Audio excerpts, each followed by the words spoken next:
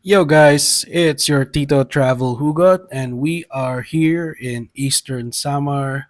At eto na nga, meron akong na daanang Nature Spring Resort. Kaya babad muna tayo saglit. Actually, pagod na ako niyan kasi ang layo na ng binyahe ko at tanghaling tapat. Nagtanong ako sa caretaker kung meron ba silang bentang mineral water. At nagulat ako nung sinabi niya na pwede ko daw inumin kung ano yung pinapaliguan ko. Kaya sige. So guys, sabi ni ate, natural spring daw tong pinapaliguan ko ngayon. So kukuha ako ng tubig. Sabi mo ate ha? Tiwala naman ako kay ate. So ito yan. So itong dito. So ilalagay ko lang. So yung bote ko is nature spring, literal na nature spring.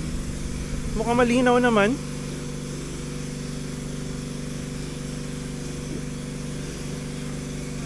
Oo nga.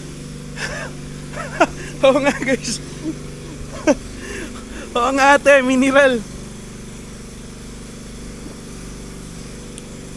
Galing ah. Amazing guys, seryoso. So dyan lang siya galing. Legit to ha. Itatapong ko ulit. So walang laman. So galing siya dyan. Ito daw mismo dito lumalabas eh. Yan o. Oh, kukunin ako. Alright. So yan na. And legit. Lasang mineral. I'm not kidding. Sarap. Not bad.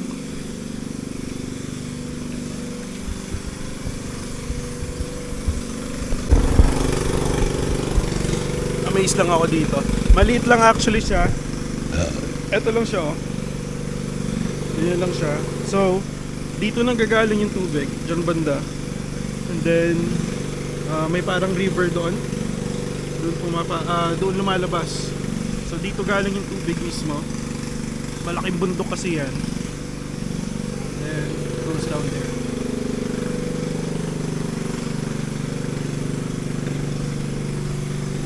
Tanungin natin si ate.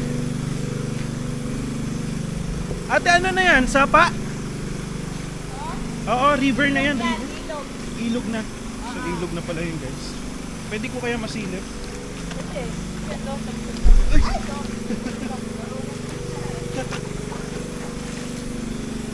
So yun talagang bukal yun. Uminom ako dun eh. Diba? Ayan, so doon galing yung tubig. From here. Ito na siya. Kasi nibutas na dito eh. Don't know if you can see it. Nibutas na dyan.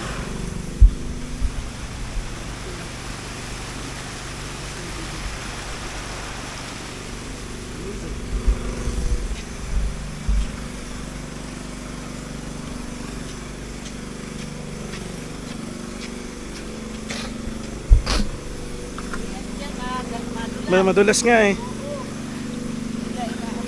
Tinikman ko yung tubig doon, ang sarap. Diyan ka may mo. Oo nga eh, galing. Amazing.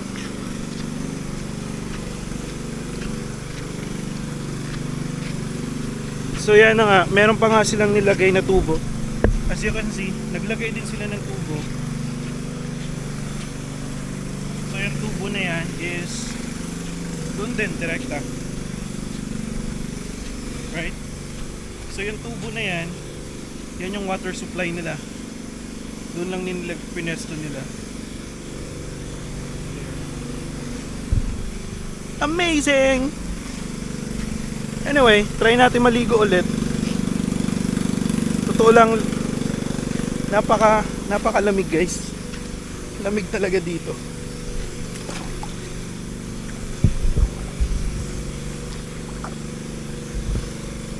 Kasi nga ilang oras na rin ako nagda-drive. So ngayon na lang ulit ako. Woo! Ngayon na lang ulit ako nakababad.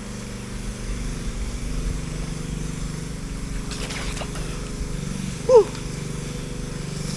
Damn.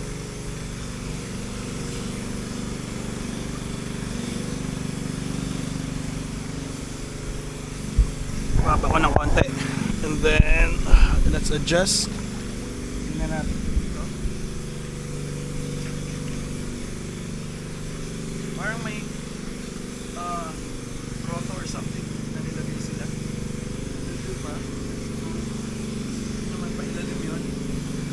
Ayoko na lang puntahan kasi nakakatakot. But the water source itself is coming from here. Yan.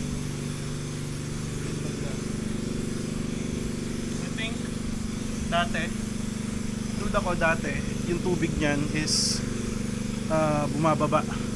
Yan o. Kasi ginawa nila ng mga steps eh. So galing yung tubig dyan, pero siguro ngayon mahina na. Kaya dito na lang sa ilalim dumadaan yung tubig or lumalabas, di ba? Makes sense. Pero na-imagine ko ang ganda siguro talaga dito pag bumuhos yung ulan dyan. Kasi may mga steps eh. So para siyang magiging parang waterfalls yung dating niya. Anyway, wala yung napansin ko. So yun guys, lublub muna ako ulit. Malulobot na rin tong camera. Pero after na to is diretso na rin ako ng Northern Samar. So yeah, see you in the next video. Peace.